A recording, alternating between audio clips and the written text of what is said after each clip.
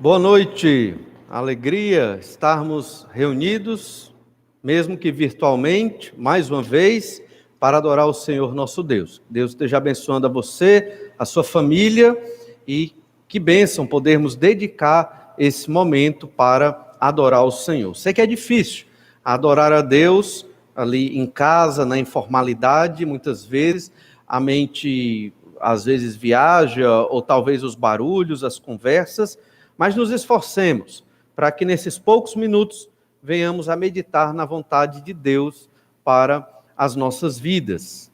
E eu pergunto para você que está assistindo esta transmissão, como está o seu relacionamento com Deus? É talvez uma pergunta até muito comum nas pregações que se ouve por aí.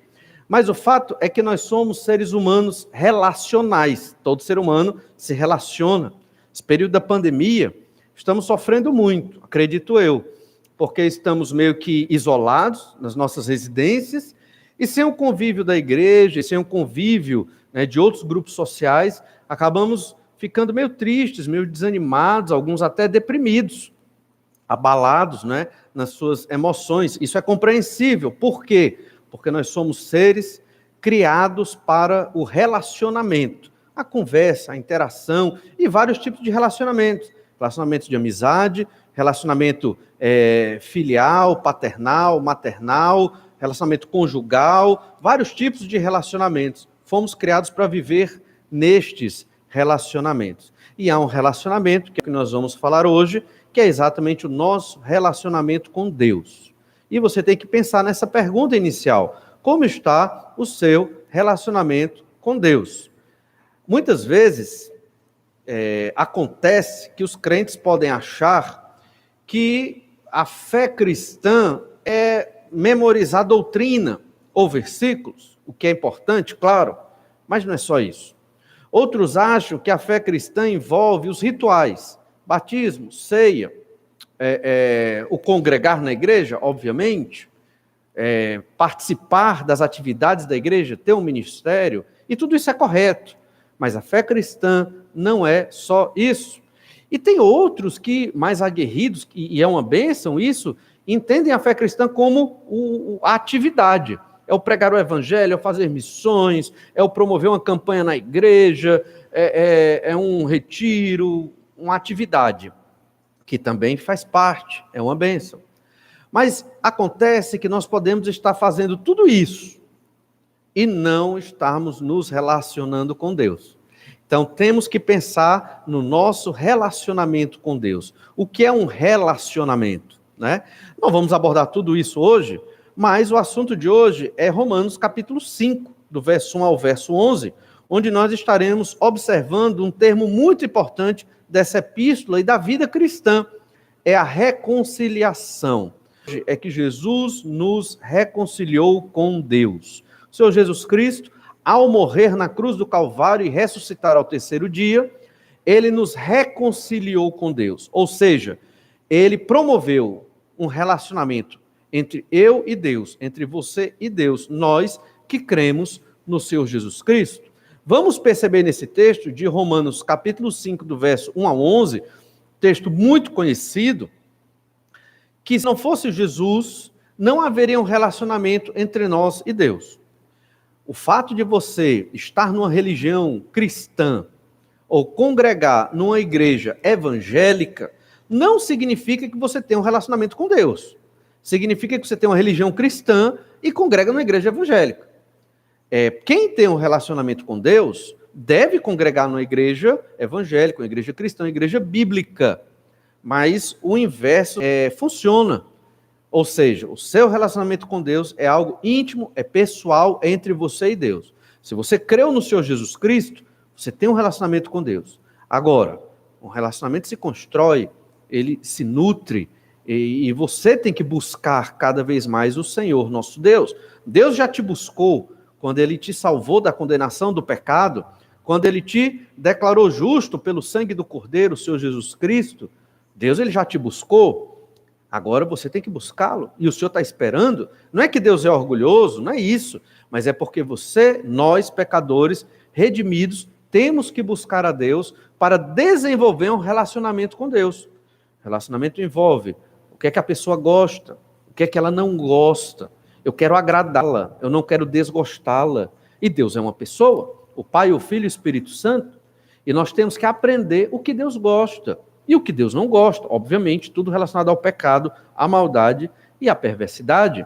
O Senhor Jesus Cristo nos reconciliou com Deus, nos dando oportunidade de um relacionamento com Deus.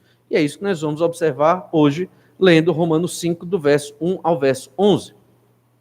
Diz assim: justificados, pois, mediante a fé, temos paz com Deus, por meio de nosso Senhor Jesus Cristo, por intermédio de quem obtivemos igualmente acesso pela fé a esta graça, na qual estamos firmes e gloriamo-nos na esperança da glória de Deus.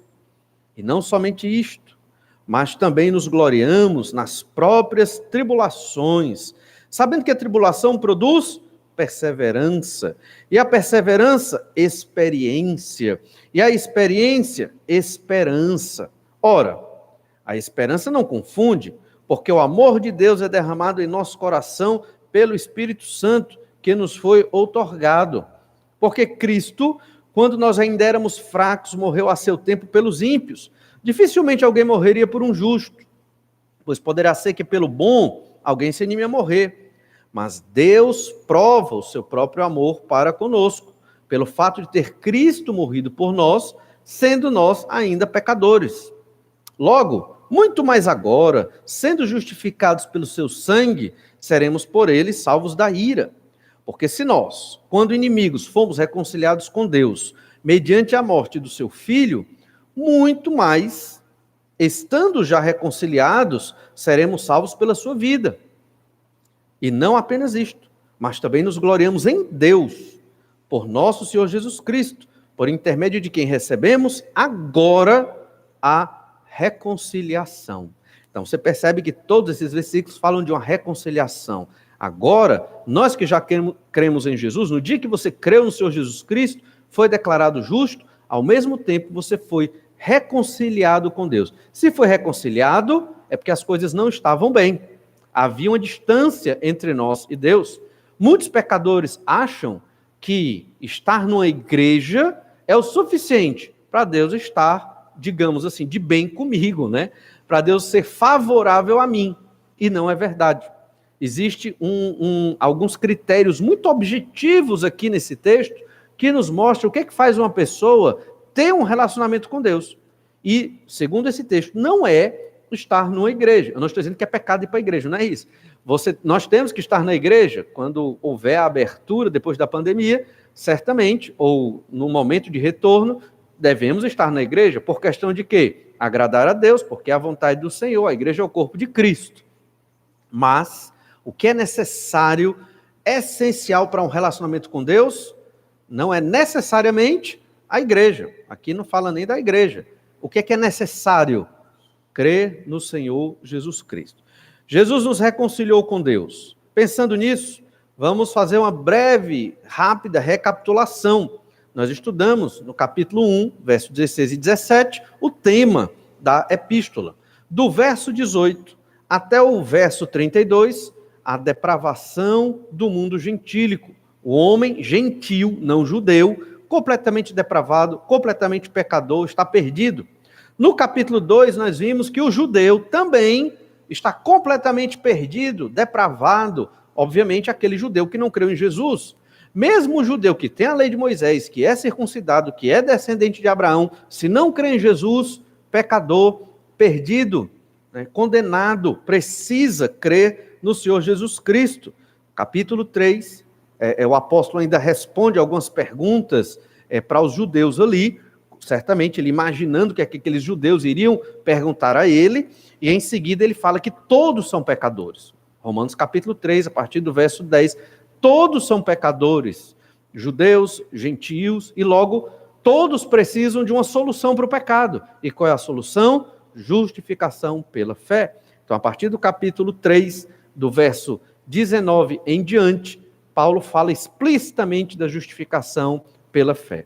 No capítulo 4, como nós vimos semanas atrás, Paulo dá um exemplo que ninguém pode ir contra, porque é um clássico, é Abraão, o pai da nação judaica. Ele foi justificado pela fé, sem trabalho, pela graça de Deus.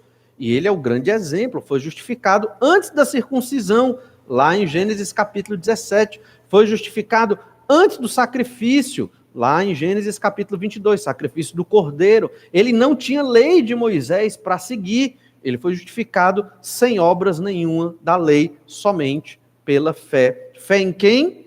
Ele não sabia que o nome do Messias era Jesus, mas ele sabia que havia uma promessa em Gênesis 3,15 de um descendente, e que essa mensagem passou de Adão e todos os seus descendentes aos semitas, e certamente chegou a Abraão, e ele recebeu a promessa de Deus, uma descendência, uma terra, e dele sairia a bênção a todas as famílias da terra. A terra era para formar um povo, certamente, a descendência é de onde viria o descendente, que não era um homem comum, porque ia esmagar a cabeça da serpente. Esse descendente era Deus também, mas era homem, nasceria de uma mulher.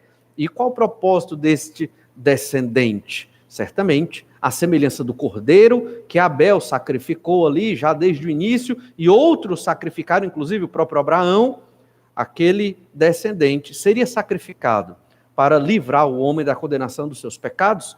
Essas verdades Abraão tinha na sua mente, porque ele não poderia ser justificado pela fé sem saber algo de quem o justificaria, de quem seria o sacrifício para que ele viesse a ter fé. Ele tinha que ter fé em Jesus, mesmo que o nome de Jesus não estivesse lá, mas a mensagem estava bem incipiente, bem no início, mas ela estava ali, e Abraão creu e foi justificado pela fé. E então nós chegamos no capítulo 5, aqui o apóstolo, ele começa uma nova sessão, do capítulo 3, ou melhor, de Romanos 1,18 até o capítulo 4, verso 25, nós temos um bloco que vai falar da justificação pela fé, mostrando a natureza pecaminosa do homem e o que era necessário para o homem ser salvo, e a argumentação de que Abraão foi justificado por fé. Agora, a partir do capítulo 5, Paulo vai tratar de outro elemento, e ele começa digamos assim, uma outra fase da epístola, onde do capítulo 5 ao capítulo 8, ele vai apresentar 7 bênçãos da nova aliança, que não eram tão enfatizadas ou não eram tão maduras no Antigo Testamento, mas são 7 bênçãos que nós vamos observar nesses capítulos, do 5 ao 8, bênçãos sobre a nova aliança. 3 dessas bênçãos nós observamos aqui, capítulo 5, do verso 1 ao 11, e que envolvem a reconciliação. Paulo falou da justificação pela fé, a base da nossa salvação. E agora, a justificação pela fé tem a ver com uma linguagem jurídica, uma linguagem de tribunal.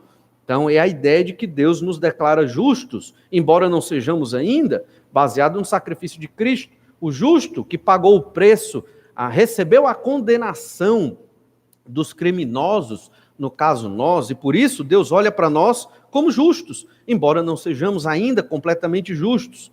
Agora, Paulo vai tratar de uma outra figura, de um outro prisma da salvação. A reconciliação, a linguagem é relacional. Quando fomos declarados justos, abriu-se o nosso relacionamento com Deus. Agora eu posso ter um relacionamento com o Criador dos céus e da terra. E se nós formos pensar bem, é incrível essa verdade. Eu posso me relacionar com o Criador dos céus e da terra, a pessoa mais poderosa, mais sábia e mais importante do universo. Ele está à minha disposição. Já pensou? Porque Jesus morreu na cruz pelos meus pecados. O Senhor ouve as minhas orações, Ele é todo poderoso para isso, onipotente, onisciente, onipresente para ouvir e responder todos os meus pedidos de oração.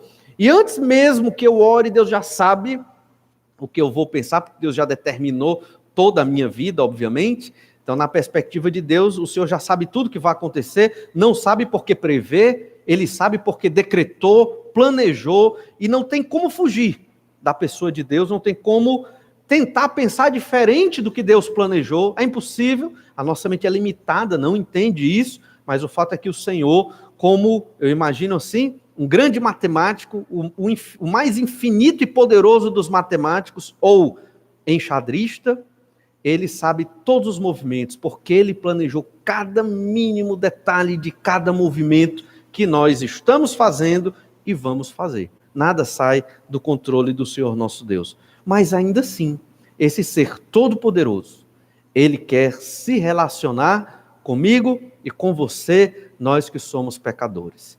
E a grande tristeza é que nós não valorizamos este relacionamento, né? Muitas vezes não temos tempo para o Senhor nosso Deus. Por isso nós queremos hoje desafiar a todos nós a estarmos buscando um relacionamento mais íntimo com o Senhor. Vamos observar 3 bênçãos da reconciliação com Deus através do Senhor Jesus Cristo. Primeira bênção, a reconciliação trouxe paz com Deus, que é o versículo 1, muito conhecido. Justificados, pois, mediante a fé, falando ainda da justificação da sessão anterior, temos paz com Deus por meio de nosso Senhor Jesus Cristo. Você vai perceber a quantidade de vezes que Paulo repete Jesus Cristo aqui, como ele repetiu no capítulo 3 também, e ele vai enfatizando, final do capítulo 2 e capítulo 3, que tudo é pelo Senhor Jesus. Se Jesus não tivesse morrido na cruz, não haveria relacionamento com Deus, não haveria justificação pela fé. Então, somos justificados, e os justificados pela fé, estes têm paz com Deus. Paz com Deus significa que outrora nós não tínhamos paz com Deus. Havia ira, havia um desfavor. Deus não era favorável a nós. Não é como o ser humano que se intriga e não fala mais, não é isso. Mas é pensando na linguagem jurídica também. Por conta dos pecados, nossos pecados, nós estávamos longe de Deus porque escolhemos o pecado. E não escolhemos Deus, desde o dia em que nós nascemos. E então o Senhor não era favorável a nós. O que é que existia da parte de Deus para conosco? Ira. A ira de Deus estava sobre nós. É interessante que nós observamos na primeira parte, Romanos 1, 18 a 4, 25, 2 palavras que sobressaltam, fé e crer, para falar da justificação pela fé. Nessa nova sessão agora, 2 outras palavras se destacam, a partir do capítulo 5 de Romanos, vida e viver. Então, realmente é a ideia de viver com Deus, um relacionamento, que outrora nós não tínhamos. Por quê? Porque a ira de Deus estava sobre nós, Romanos, capítulo 1, verso 18. A ira de Deus se revela do céu contra toda a impiedade e perversão dos homens que detêm a verdade pela injustiça. Outrora nós éramos assim, nós não queríamos saber da verdade, nem da verdade revelada, nem da verdade pela Bíblia Sagrada, nem da verdade revelada pela criação, pela história, pelo próprio ser humano, porque existe verdade de Deus nesse tipo de revelação, nós não queríamos saber. Nós só queríamos saber do nosso próprio pecado, impedíamos a verdade com a nossa injustiça, Deus estava irado contra nós. Veja bem, uma pessoa que vai numa igreja evangélica, se diz evangélico, mas nunca creu no Senhor Jesus Cristo, nem sabe o que é isso, nunca passou por esse tipo de experiência, porque não sabe, e acha que ser evangélico é estar na igreja evangélica e dar dízimo ou oferta na igreja evangélica, a ira de Deus está sobre essa pessoa. Ela é religiosa, à semelhança dos judeus da antiguidade, que tratou aqui na epístola de Romanos, no capítulo 2, judeus que achavam que só por guardar a lei ou seguir princípios da lei, salvos pelas obras da guarda da lei. Muitos evangélicos pensam assim e não entendem o que é a justificação pela fé. Muitos nem entendem o sacrifício do Senhor Jesus Cristo na cruz pelos seus pecados, porque banalizou-se essa terminologia evangélica, Parece que todo mundo é evangélico. Se não quer ser católico, eu vou ser evangélico, é o que me resta, Mas não é. Na verdade, não é assim. Perceba, então, que a justificação pela fé gerou esta reconciliação entre nós e Deus. Isso aconteceu mediante o Senhor Jesus Cristo. Olhe o verso 2. Por intermédio de quem obtivemos igualmente acesso pela fé a esta graça. Nós tivemos acesso. Essa palavra é muito forte aqui. Quem não creu em Jesus não tem acesso a um relacionamento com Deus. Não tem acesso, liberdade para orar e ser ouvido por Deus. Deus pode até ouvir a oração de um incrédulo, se ele quiser, ele é soberano, mas não há garantia de que Deus vai ouvir a oração de um incrédulo, de alguém que pensa que fazer obras salva e por isso acha que a oração, a reza, chega até Deus. Não chega, só chega daqueles que têm um relacionamento com Deus, justificados pela fé, que creram no Senhor Jesus Cristo. Ou seja, até os evangélicos hoje podem estar ruins nesse sentido. Como as coisas se deterioraram tanto no nosso país e no mundo, de modo geral, perdeu-se até o fundamento do que é o ser um evangélico. Mas é o acesso. Jesus nos dá o acesso para termos um relacionamento com Deus. E olha o que diz, eu vou pular aqui para Romanos 5,10, depois a gente vai ver esse versículo melhor, mas eu vou já direto para Romanos 5,10 só para você perceber. Porque se nós, quando inimigos, fomos reconciliados com Deus, a terminologia usada aqui para quem não tem um relacionamento com Deus e está debaixo da ira de Deus, é o ser inimigo de Deus. Então, não tem meio termo. Ou é amigo ou é inimigo. Ou foi reconciliado ou não foi reconciliado. Então, não há um meio termo. Eu estou chegando lá. Não tem eu estou chegando lá. Ou é ou não é. Ou creu em Jesus ou não creu em Jesus. Não creu em Jesus? Inimigo de Deus. Por quê? Porque escolheu o pecado, a idolatria, e não escolheu dar glórias a Deus. É nesse momento que observa-se que a Bíblia é muito clara, ela é muito objetiva, e essa clareza e objetividade e transparência da Bíblia ofende a sociedade moderna, que no seu pluralismo quer viver de qualquer jeito. Eu quero ser evangélico, mas também quero os pecados do mundo. E tem igreja que oferece. Então, o que é que eu vou fazer? Eu vou para essa igreja. Se ela oferece os pecados que eu gosto e o Senhor Jesus Cristo, eu vou para lá. É a igreja ideal. O problema é que essa pessoa não considerou o fato de que é uma igreja que está longe do que Deus quer. E Deus não está lá, certamente. É uma igreja que não prega e não fala da mensagem da Escritura. Essa igreja pode ser evangélica ou não, tem de todo tipo hoje, que na verdade não é uma igreja, embora tenha o nome. Então, perceba que ter paz com Deus é não ser inimigo de Deus, é não ter a ira de Deus sobre você. Há um relacionamento pacífico, Deus é favorável a nós. Por quê? Por causa de Jesus Cristo. Porque nós ainda pecamos. Não pense que depois que você creu em Jesus, você deixou de ser pecador. Espera-se que eu e você lutemos contra o nosso pecado para pecarmos menos. É o que se espera, num processo, numa luta pela santificação, que é o fugir dos pecados. Mas ainda somos pecadores, ainda ofendemos Deus, mas há um relacionamento favorável. Deus perdoa o nosso pecado em nome de Jesus. Isso deve ficar muito claro, porque se eu ou você cometermos pecados horríveis aos nossos olhos, e que também são aos olhos de Deus, obviamente, nós talvez nos sintamos culpados. E talvez o pecado seja tão podre, no dia que você quer se arrepender, vem outro pecado. Aquele pecado que muitas vezes parte da nossa natureza, dizendo, você não é digno do perdão. Não há perdão para você. Você é sujo demais. Então não tem como você se restaurar. Se entregue logo ao pecado. Deixe logo esse negócio de evangelho. Isso é o coração pecaminoso falando. É o nosso eu do pecado falando dentro de nós.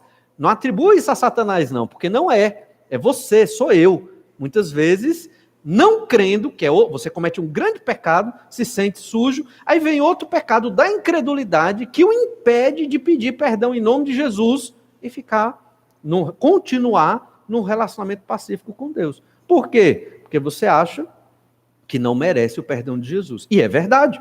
Nem eu mereço, nem você merece. Mas se fosse por merecimento, estava todo mundo no inferno. Não é por merecimento. Por isso Paulo repete várias vezes. É mediante o sacrifício do Senhor Jesus Cristo. E é por isso que nós temos que sempre confessar os pecados e pedir perdão para que o nosso relacionamento com Deus continue pacífico. Porque Jesus promoveu esta reconciliação. Nós ofendemos a Deus com os nossos pecados, a ira dele estava sobre nós e Jesus nos reconciliou. Outra palavra que aparece muito aqui é a palavra morte, por incrível que pareça. Nesse texto tão maravilhoso, com tantas bênçãos, estamos vendo a primeira bênção, a paz de Deus sobre nós, por conta do Senhor Jesus Cristo. E essa paz não é paz no sentido de ter uma tranquilidade na vida. Não. Essa paz com Deus aqui não é no sentido de eu não ter tantos problemas hoje. Não é isso, não. Isso pode ser um derivado. Mas a paz com Deus Deus não está mais irado comigo. Porque nós, crentes no Senhor Jesus Cristo, vamos passar por momentos difíceis, momentos de tribulação, e naquele momento nós estaremos muitas vezes atribulados, perturbados, desanimados. Isso acontece. O que é que nós vamos fazer? A semelhança de Davi, como ele relata nos Salmos, nós vamos nos prostrar e vamos nos entregar a Deus. Vamos suplicar o favor de Deus. Esse é o melhor caminho e é o mais excelente caminho, buscar o Senhor nosso Deus. Mas a paz com Deus continua. O Senhor é favorável a nós. Então é muito importante deixar isso claro. E no meio dessa bênção da paz, muito se fala sobre morte. Olha Romanos 5,6. Porque Cristo, quando nós ainda éramos fracos, morreu a seu tempo pelos ímpios. Morreu. Romanos 5,7. Dificilmente alguém morreria por um justo, pois poderá ser que pelo bom alguém se anime a morrer novamente. Verso 8. Mas Deus prova o seu próprio amor para conosco pelo fato de ter Cristo morrido por nós, sendo nós ainda pecadores. E Romanos 5,10, como já lemos, porque se nós, quando inimigos, fomos reconciliados com Deus mediante a morte de seu Filho. Você tem paz com Deus. Deus não está irado com você, porque Jesus morreu.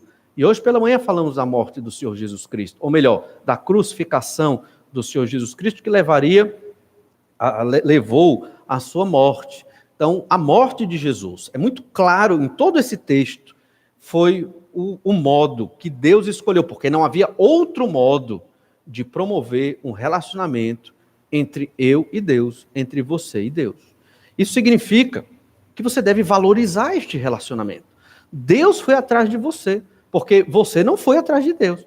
Eu não fui atrás de Deus.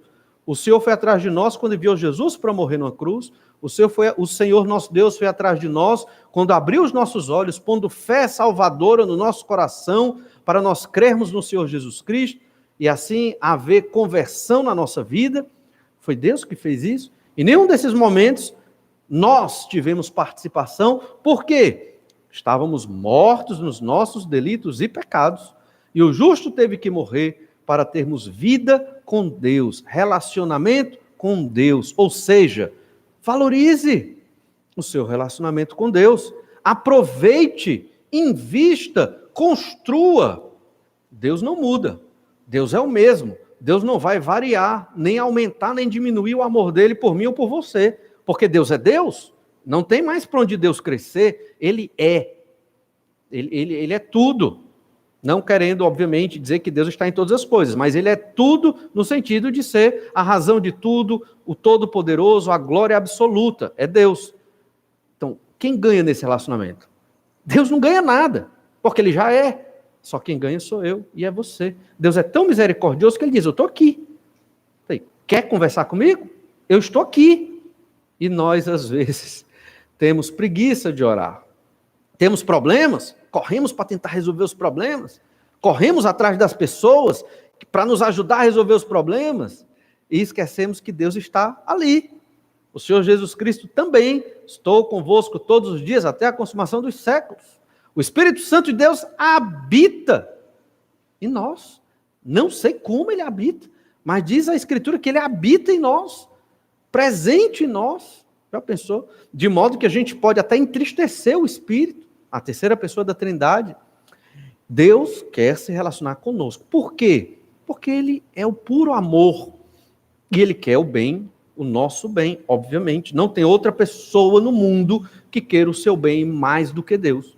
Mesmo que Deus permita que chegue uma dificuldade na sua vida, um problema aqui, outro acolá, não é para o seu mal. Vamos ver isso nesse texto. Certamente é para o seu bem, para o seu crescimento. Todos esses versículos que nós lemos, 6, 7, 8 e 10 do capítulo 5, vamos observar mais detalhadamente à frente, mas o destaque aqui é a quantidade de palavras relacionadas à morte.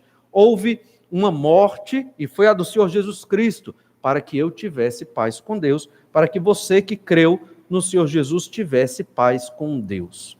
A reconciliação trouxe paz com Deus para nós e hoje nós podemos desfrutar deste relacionamento maravilhoso com o Senhor. Ser crente não é só estar na igreja, dar uma oferta, carregar sua Bíblia, ter um trabalho na igreja ou um serviço. Tudo isso é importante. Não é só participar de uma programação da igreja. Tudo isso é importante. Mas tem algo essencial que está por trás de tudo isso, que ninguém vê. Eu não vejo o seu relacionamento com Deus e você não vê o meu relacionamento com Deus. Mas isso deve acontecer. Esse relacionamento deve crescer. E é durante a semana. E é durante o seu devocional. Você tem que ter um tempo para você parar com a vida, não falar com ninguém, ler a sua Bíblia e parar e olhar para o nada e pensar em Deus. Se fosse eu nessa situação de Abraão, de Isaac, de Jacó, se fosse eu como Moisés, se fosse eu no caso lá de Jesus, do Senhor Jesus Cristo, como eu viveria, como eu faria? E lendo a Escritura e orando, você vai perceber que o Espírito do Senhor fala a nós, você vai perceber pecados que você não percebia antes, você vai poder orar a Deus e vencer esses pecados pela graça, pelo poder de Deus, você vai ter uma outra ótica da vida, você vai ter até, é um efeito terciário, mas é um efeito, você vai ter uma sanidade mental melhor, um equilíbrio emocional melhor, mais forte. Por quê? Porque você está se relacionando com Deus. Não é porque você é forte, porque nós não somos. Todos somos frágeis. Né? Percebemos isso nessa pandemia. Mas é porque o Senhor é todo-poderoso e Ele nos fortalece. Mas isso não é de um dia para a noite, né? Isso é todo dia um pouco. É um investimento de vida.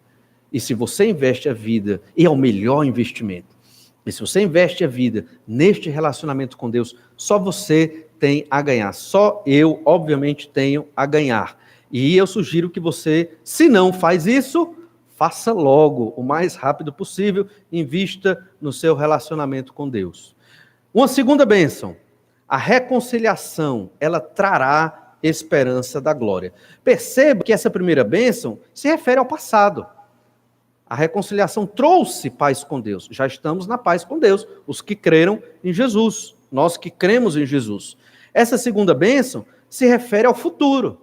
A reconciliação trará a esperança da glória. Se refere a uma esperança futura, da glória de Deus e com Deus nas nossas vidas, quando nós estivermos com Ele.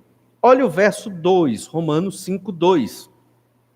Por intermédio de quem obtivemos igualmente acesso, pela fé, a esta graça, na qual estamos firmes e gloriamo-nos na esperança da glória de Deus. Então nós nos gloriamos nessa esperança. A justificação pela fé nos declarou justos, nos deu paz com Deus e nos deu também esta esperança, e nós nos gloriamos nela. Gloriar-se é uma palavra muito forte e até repetida aqui nesse contexto. Nós temos que dar glórias a Deus. E quando nos gloriamos, gloriamos de conhecer a Deus. A nossa glória é conhecer o Senhor. Glória seria o quê? É aquilo que eu considero o meu valor, o que é pesado na minha vida. A palavra no hebraico, glória, se refere a algo pesado. Então, quando eu digo que vou dar glórias a Deus, eu vou atribuir um peso elevado a Deus na minha vida. Eu vou elogiar Deus, eu vou me maravilhar com Deus, louvar com cânticos, com tudo, porque Deus é digno e merecedor. E qual o meu valor? Qual a minha glória? O ser humano, pecador, ele acha o seu valor nas coisas aqui da terra. Às vezes a glória de um homem é o dinheiro que ele possui, ele acha, né?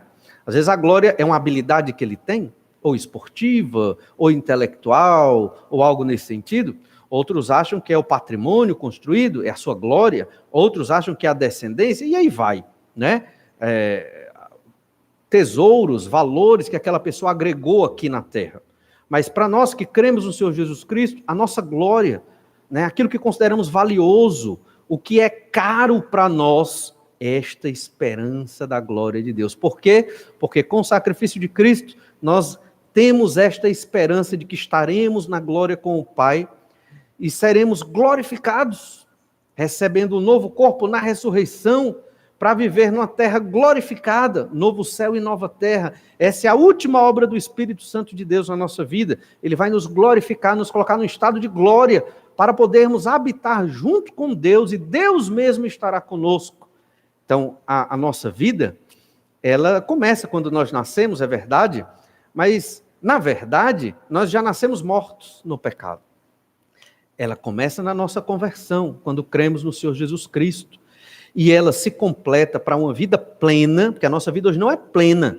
A nossa vida é sempre pela metade. Porque nunca, enquanto pecadores aqui na terra, nós teremos plenitude das coisas. Mas no novo céu e nova terra, quando Jesus voltar, quando o reino de Deus se consumar, teremos plenitude de tudo.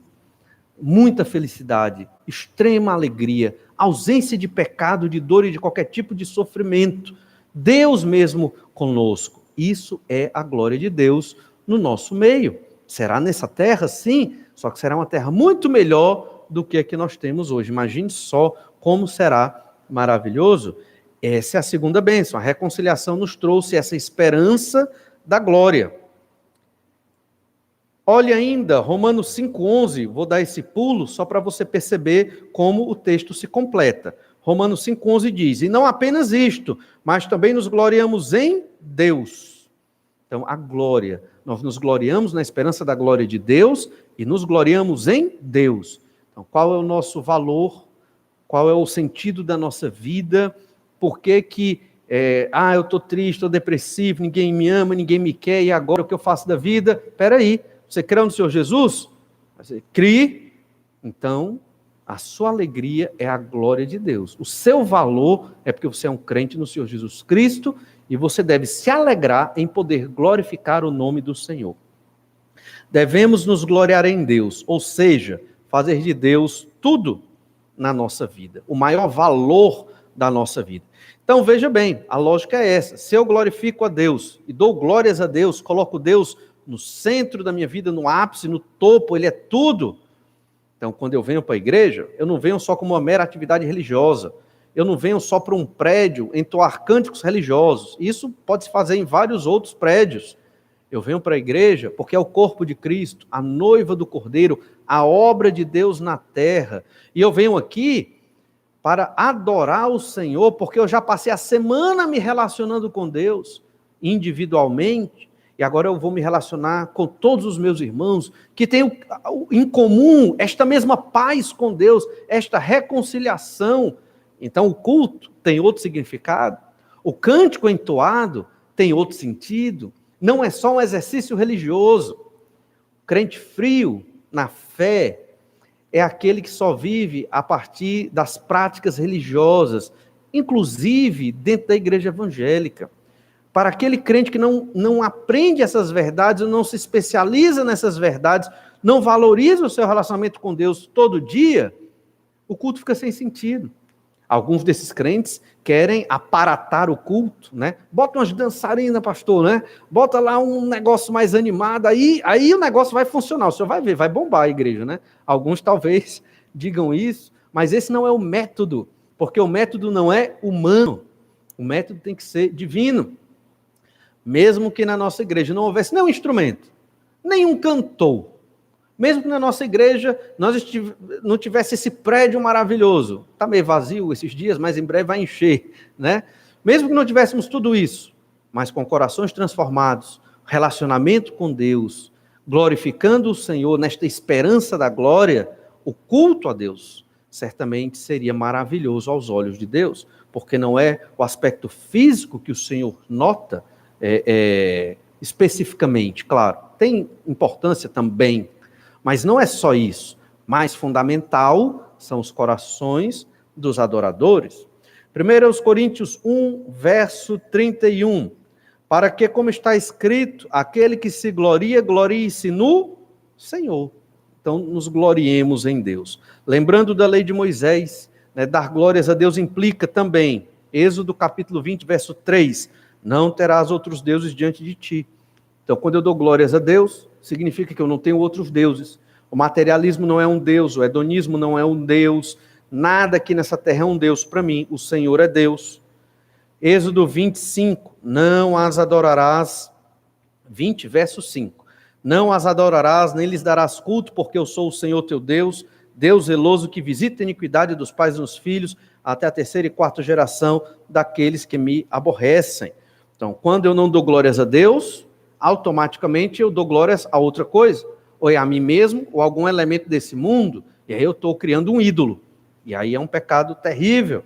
Êxodo capítulo 20, verso 7, não tomarás o nome do Senhor teu Deus em vão, porque o Senhor não terá por inocente o que tomar o seu nome em vão. E tomar o nome de Deus em vão não é falar a palavra Deus de modo irreverente, isso também é um tipo de pecado, claro, mas o texto aqui está falando de não carregar. Tomar é carregar o nome de Deus. Todos nós carregamos o nome de Deus nas nossas vidas, então não carregue de modo vão, de modo irresponsável, não represente Deus de modo pecaminoso. Ou seja, glorifique o Senhor seu Deus. Então, todos estes mandamentos envolvem dar glórias a Deus. E é interessante que nós temos que aprender a nos gloriar na esperança da glória, uma esperança futura, estaremos com Deus no novo céu e nova terra, não seremos condenados e teremos uma eternidade com o Senhor. Por que temos que aprender tudo isso? Primeiro, porque é verdade.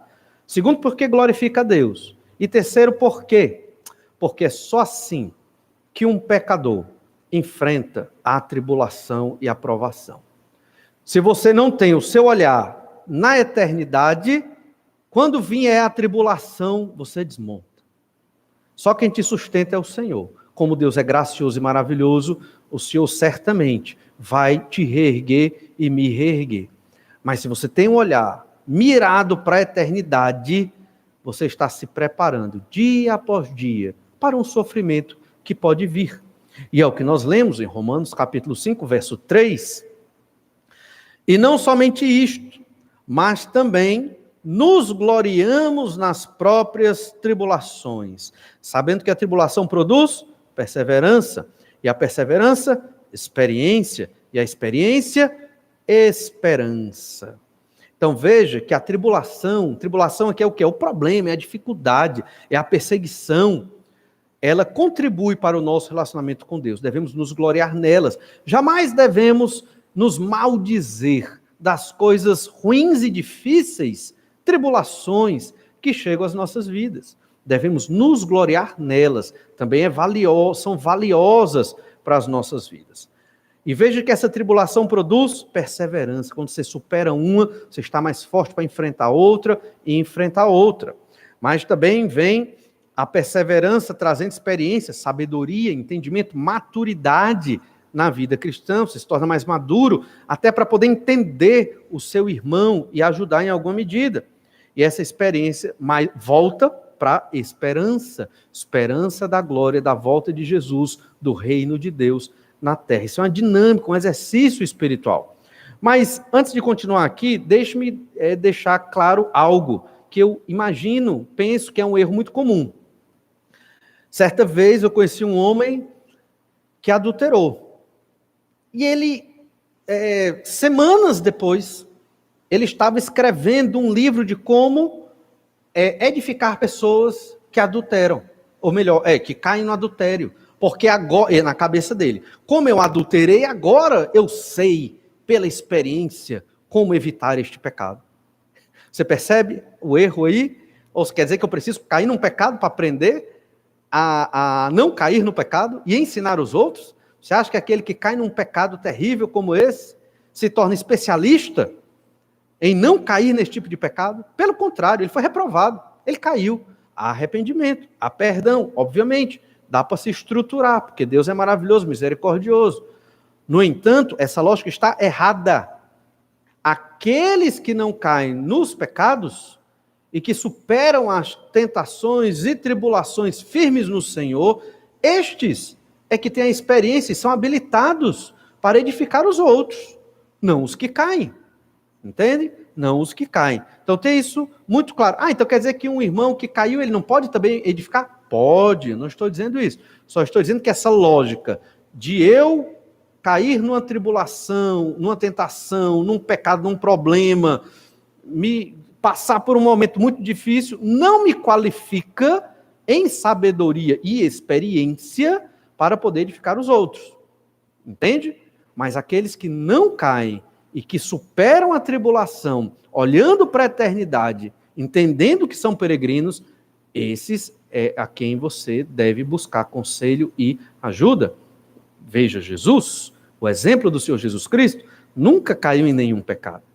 Não é verdade? Nunca errou. Ele é a pessoa certa, certamente, redundantemente falando, para nos falar sobre perseverança, para nos falar sobre experiência, e tudo volta para esperança, a esperança da glória de Deus. É claro que quando caímos e pecamos, nós aprendemos, né, com os nossos erros, tanto que a Bíblia está cheia de erros de pecadores para nós aprendermos com os erros deles. Mas eu só não quero que você saia daqui pensando que se eu pecar, eu me torno experiente para ensinar os outros. Espera aí.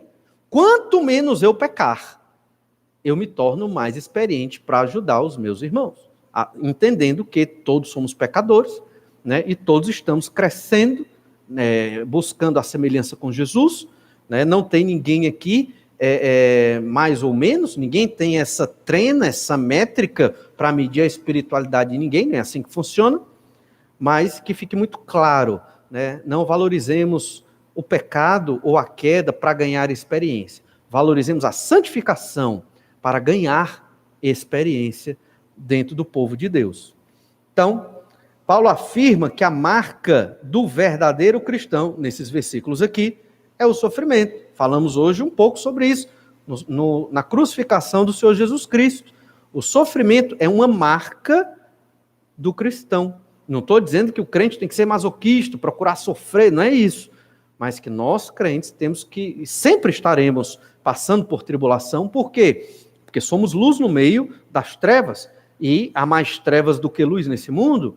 Então, normalmente, se eu obedeço a Bíblia, ou busco obedecer, estou vivendo num ambiente de trevas, e sou luz, vai ter atrito, vai ter dificuldade, vai ter perseguição, vai ter desacordo, as amizades diminuem, tudo é mais complicado. Quando nós queremos fazer o que é certo, o que Deus aprova, nós sabemos disso. Por conta disso, entendemos então que o crente, ele tem que saber que uma marca da vida dele é o sofrimento. Não porque ele quer sofrer, mas porque vai acontecer. Porque aqueles que querem viver piedosamente, eles serão perseguidos. É assim que acontece. Observe então a epístola de Tiago, ela nos dá uma luz sobre isso também. Tiago 1, verso 2. Tiago, irmão de Jesus, pastor da igreja de Jerusalém, ele diz assim: meus irmãos, tendo por motivo de toda alegria o passardes por várias provações, sabendo que a provação da vossa fé, uma vez confirmada, produz perseverança. Ora, a perseverança deve ter ação completa para que sejais perfeitos e íntegros em nada deficientes. Então, a lógica aqui eu vou me alegrar na tribulação. Aqui a ideia provação é a mesma coisa que tentação. Eu vou me alegrar com a provação e com a tentação. Como é que se alegra com a provação e com a tentação? Sabe como? Você pensa assim, é uma oportunidade de eu crescer. Sempre que eu tive dificuldade com inimigos, eu olhei para aquele inimigo, uma pessoa que talvez não gostava ou me prejudicava de alguma forma, e eu via, é uma oportunidade de eu aprender a amar e quebrar o meu orgulho e procurar ser mais como Jesus. Aquela pessoa que me ofende, ou que faz um problema, ou cria uma dificuldade. E aí você pensa, oportunidade de crescimento espiritual. Pense assim, as pessoas que forem difíceis na sua vida, são oportunidades de amor. Ame-as, vá atrás delas, presenteie, chame para sua casa. Agora não, que está meio na pandemia, depois. E aí você se relaciona com aquela pessoa menos provável que você nem gostava dela. É essa aí que você deve investir bem. Por quê? Porque você vai crescer no amor, entende? E isso é uma bênção. O passar por várias provações, sabendo que a provação da fé, uma vez confirmada, isso significa que você venceu a provação. É uma provação, a tribulação, a tentação, a sua vida, a sua fé, e você venceu, superou com a força de Deus, com a graça do Senhor. Isso produz perseverança, você se torna cada vez mais forte. Eita, que bênção, venci o pecado, superei uma dificuldade espiritual que eu tenho na minha vida, que eu sei que eu tenho, agora quero vencer outras. Entende? Você persevera, você percebe que Deus lhe dá a condição de vencer os pecados. E a perseverança deve ter ação completa, ou seja, né, toda a sua vida. Isso gera o quê? Perfeição. Só que essa perfeição aqui não é alguém sem pecado. Perfeição aqui é maturidade. Você fica mais maduro, reto, obediente a Deus, em nada deficiente. Não quer dizer sem pecados. Perceba então que a nossa esperança, ela está em Jesus Cristo, né? E essa esperança em Jesus significa que ela será consumada em breve. O reino de Deus hoje, ele não é visível. Ele está em nós, a igreja de Jesus. Não só a igreja Batista Manancial, mas toda a igreja que professa o evangelho genuíno e verdadeiro do Senhor Jesus Cristo. Toda a igreja que prega a mensagem do Senhor Jesus Cristo é a igreja genuína, a igreja verdadeira. E essa igreja, ela é uma expressão do reino de Deus. Mas ainda não enxergamos esse reino. Estamos esperando Jesus retornar, sentar no trono e governar esse planeta com perfeita justiça e retidão. Que maravilha! Olha, se você, assim como eu, fica indignado com os problemas políticos do nosso país, imagine Jesus governando, sem problemas políticos, né? Sem esses estresses, essas dificuldades, essa corrupção, tudo isso, porque Jesus é Senhor e é perfeito em tudo. Olha de novo Romanos 5, verso 2. Por intermédio de quem obtivemos igualmente acesso pela fé a esta graça, na qual estamos firmes e gloriamo-nos na esperança da glória de Deus. Então, essa é a segunda bênção, a esperança da glória de Deus que virá. Há outro texto na Epístola de Paulo aos Romanos que fala também sobre a esperança da glória. E nós vamos observar aqui, não muito profundamente, porque esse texto vai ser melhor observado mais na frente. Mas olha Romanos capítulo 8, verso 16. Romanos 8, 16. E lá nós lemos o seguinte: o próprio Espírito testifica com o nosso espírito que somos filhos de Deus. Ora, se somos filhos, somos também herdeiros, herdeiros de Deus, co-herdeiros com Cristo.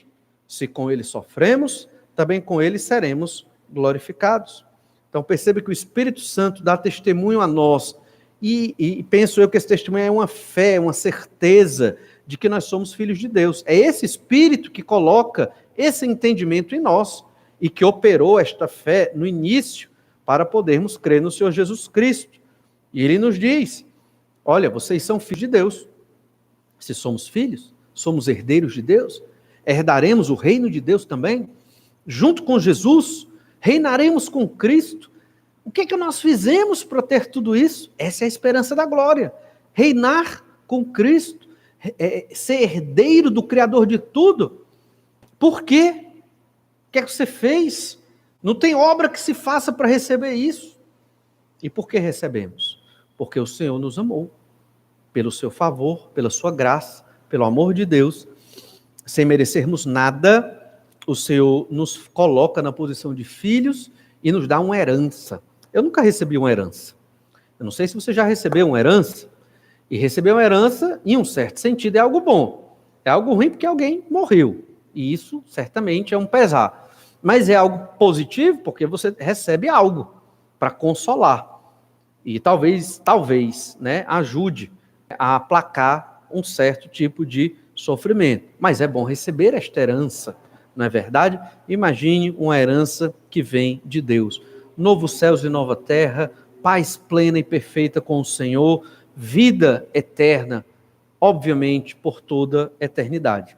Olha o verso 18. Ainda no verso 17. Se com ele sofremos, também com ele seremos glorificados. Muito a ver com o que nós lemos em Romanos capítulo 5, verso 3 e 4. Né? Se eu me glorio nesta esperança, eu também tenho que estar pronto para sofrer. E o que é que me fortalece no sofrimento? É eu saber que eu estarei na eternidade com Deus. É isso que nos fortalece. Porque a vida na Terra é assim. Sempre haverá sofrimento para todo ser humano. Não há momento em que você não venha sofrer aqui na Terra, né? Ou em maior proporção, ou em menor proporção. Todos vamos passar por isso. Não há nada pleno aqui. Os relacionamentos não são plenos. Existem dificuldades na sociedade, no trabalho, tudo.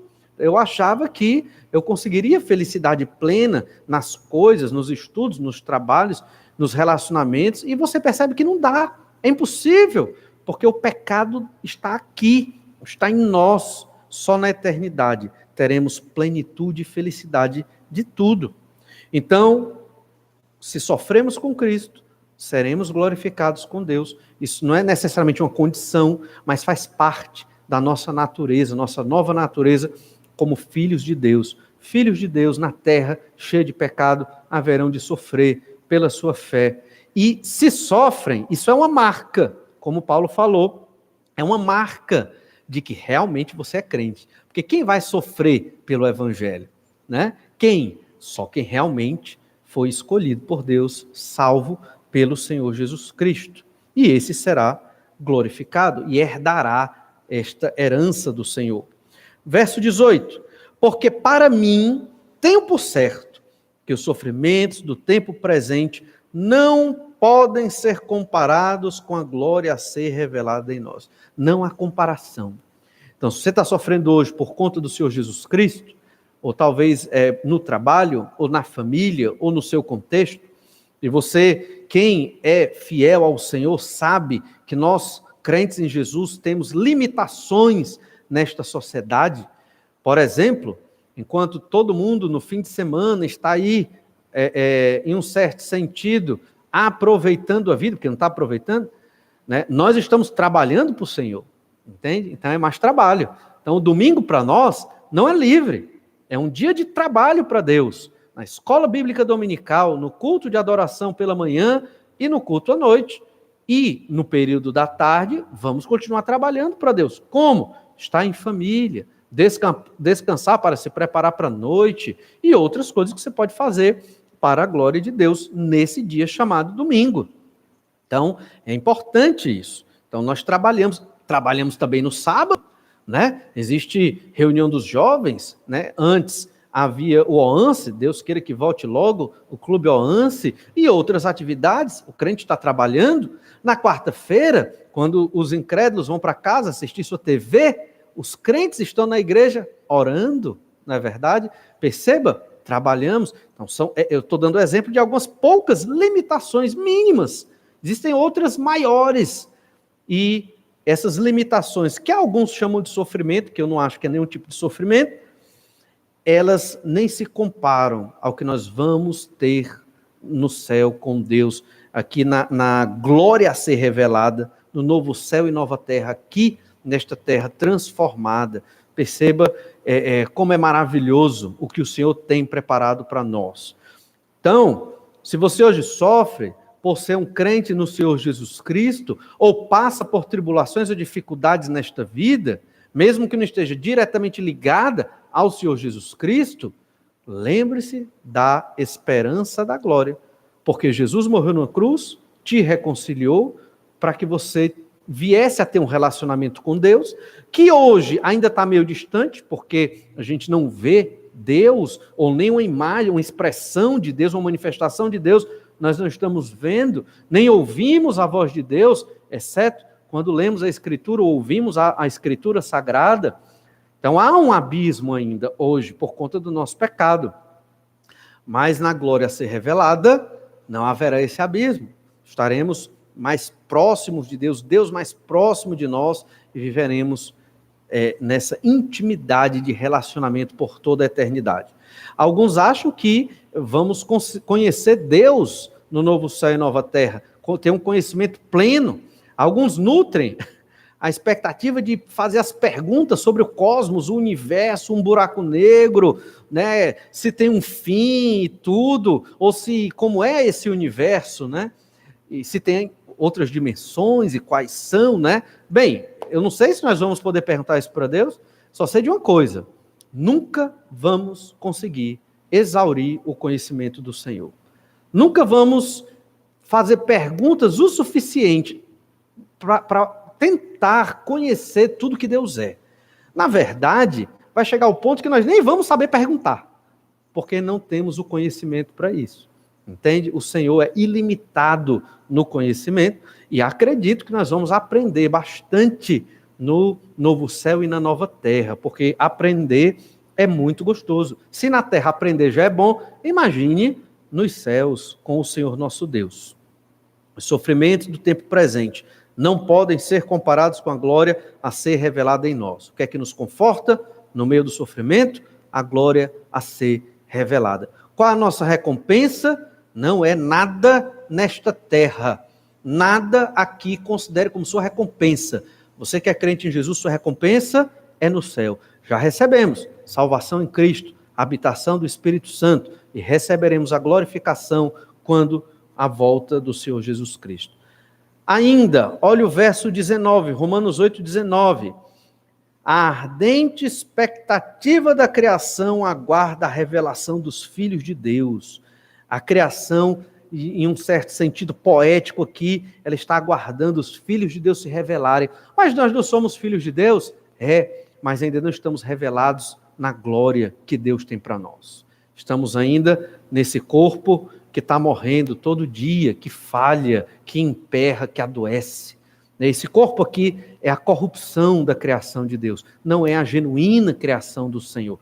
Foi corrompido, maculado pelo pecado, é limitado, é frágil e vai se acabar. Receberemos um novo corpo. E a criação aguarda essa revelação dos filhos de Deus. Quando receberemos este novo corpo glorificado? Olha o verso 20. Pois a criação está sujeita à vaidade, não voluntariamente, mas por causa daquele que a sujeitou, na esperança de que a própria criação será redimida do cativeiro da corrupção para a liberdade da glória dos filhos de Deus. A própria criação, os céus, a terra, as árvores, tudo, ela será redimida também do cativeiro. O cativeiro aqui é a prisão, é a escravidão da corrupção do pecado. Então essa criação que hoje é belíssima, é linda, ela será mais bonita ainda, ela será livre da maldição do pecado que existe nela. Eu não consigo entender tudo isso, né? Acredito eu que vírus e bactérias vieram do pecado. Também acho que as baratas são fruto do pecado. Não vejo uma barata no novo céu e nova terra. Mas, como eu disse, não dá para entender tudo. O fato é que quando vivermos glorificados, filhos de Deus, no novo céu e nova terra, até a criação será preparada e trabalhada para nós vivermos lá. Essa é a nossa esperança. A reconciliação nos trouxe a esperança da glória de Deus, para que, no meio do sofrimento, da perseguição, da tribulação, dos problemas, enfermidades e dificuldades, nos lembremos. Esse não é o meu mundo, essa não é a minha terra, eu sou peregrino, estou de passagem, em breve estarei com o Senhor no novo céu, na nova terra, vivendo com os meus irmãos que creram no Senhor Jesus Cristo por toda a eternidade. Essa mentalidade, esse entendimento, ele tem que ser construído. Essa verdade foi falada aqui.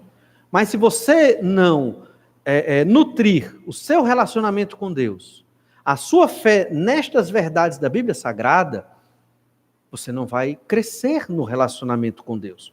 Quando vier a tribulação, você vai estar despreparado e talvez sofra bastante. E é muito ruim, e é muito difícil. E tem certos sofrimentos que mudam completamente, de modo negativo, a nossa pessoa. Mas existem certos sofrimentos que mudam de modo positivo, nos torna mais humildes, nos faz compreender um pouquinho do sofrimento do Senhor Jesus Cristo na cruz do Calvário, nos faz retirar a glória de nós e apontar a glória para Deus. Aprendemos isso no meio do sofrimento. Aprendemos que realmente não somos nada e que o Senhor é tudo e que nós devemos viver para a glória de Deus. A terceira bênção nós observaremos no próximo domingo, e também é uma bênção que derivou da reconciliação com Deus que o Senhor Jesus conquistou para nós. Vamos orar pedir que o Senhor nos abençoe, nos ajude a valorizarmos quantas coisas maravilhosas o Senhor Jesus conquistou para nós, a paz com Deus e essa esperança bendita da glória de Deus, estarmos com Deus por toda a eternidade. Vamos orar. Senhor, nós te agradecemos muito pela tua palavra, que nos fortalece, pela tua revelação, Pai amado, que de modo tão simples nos instrui, nos anima, para que no meio desta pandemia estejamos sendo encorajados a perseverar, a não desanimar, mas a continuar firmes na fé com o Senhor, no relacionamento com o Senhor, aproveitando o máximo de tempo com o Senhor para glorificar o teu nome, Pai amado. E assim aprenderemos o quanto somos pequenos, quanto precisamos de Ti, o quanto é necessário glorificar o nome do Senhor e Te exaltar, ó Pai, acima de todo nome aqui na terra. Pai amado, nos dá este profundo amor pelo Senhor, porque sabemos da nossa natureza, do nosso egoísmo, e o quanto roubamos a glória que é devida somente a Ti. Que o Senhor seja glorificado, ó Pai, que a Tua mensagem nos fortaleça, que eu te peço no nome do Senhor Jesus. Amém. Ficamos muito felizes, porque o Senhor tem nos abençoado até aqui. Que Deus continue abençoando você na sua casa, no seu lar, e estaremos quarta-feira ainda no culto de oração online, e enquanto não houver outra novidade, manteremos os cultos, né, como temos mantido até hoje, né? Quando a igreja for liberada para congregar com 50% da sua capacidade, aí então nós vamos, né, ver a possibilidade do retorno dos nossos cultos presenciais. Mas enquanto isso, vamos adorando a Deus nesse formato, entendendo que não é o ideal, mas é o que temos. Em breve estaremos juntos novamente. Que Deus te abençoe e uma boa noite.